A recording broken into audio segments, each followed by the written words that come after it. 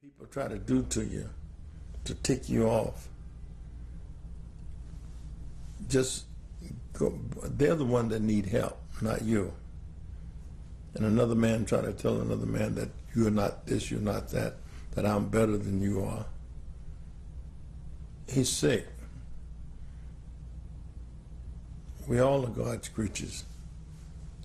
And we all are alike. Our skin may be different. Our color may be different.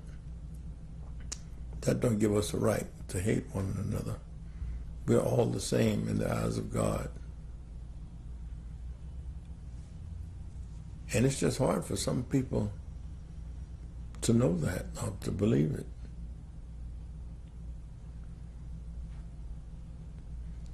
You know, I'm holding up pretty good today. I usually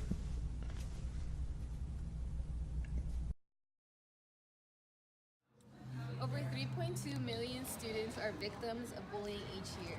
Kids and teens who are bullied are more likely to suffer from mental health illnesses such as anxiety and depression. Feelings of loneliness, sadness, and changes in their everyday lives start to occur.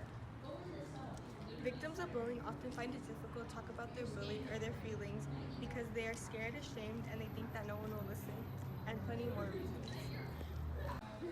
We decided to create an account on Sarah Haha to set a platform on social media anonymously for those who can't speak up about their bullying experiences. This was a step for those who do not have a voice, and people were glad that we set this up so that they can speak about the way they have been treated and their social problems. Some people said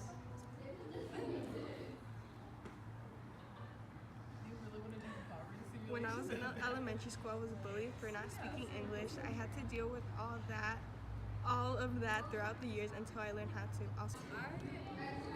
one time I was in a team for professional soccer. I was probably the best player on the team since I joined until the day I was injured in practice. This injury had me out for 3 months. Those 3 months turned my performances to go downhill. Due to the tremendous pressure and expectations from my team had on me, it was very hard to get back. I started playing horrible in games when I came back and I couldn't do anything. I turned into the worst player on the team. It got so bad that players were talking badly behind my back. They purposely didn't pass me the ball in games and stopped talking to me in games. The worst part that I started to getting very bad depression and social anxiety. I literally shivered before practice and games. One day on my last game for the team, I was being subbed in, and when I was being subbed in, the player coming out for me told me that I better not mess up.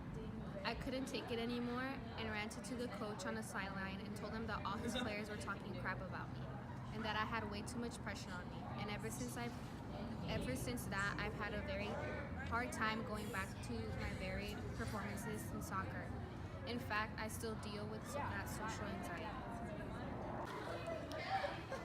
There have been times where people will comment rude things in real life and over social media that made me feel really uncomfortable and shot down my confidence. It got to a point where I thought that there was something wrong with me, when all I was doing was being me. When I was in elementary school, I was bullied for not speaking English, and I had to deal with that all of throughout the years until I learned how to. One time when I was in middle school, my crooked teeth became an issue with all my peers. They decided that calling me Becky G was funny. They also shoved many carrots through the gap in my teeth. Many laughed while I cried real tears of pain. Bullying is never okay. Me were more privileged than I was, and because of my race, I was bullied a lot, especially in middle school. People would make fun of my last name and act as if it was a joke, when really they were making fun of what makes me who I am. I tried going along with the joke, but eventually I realized the bullying and hatred and decided to stand up for what's right. Our day social media made me feel better about victims like myself to speak upon it anonymously.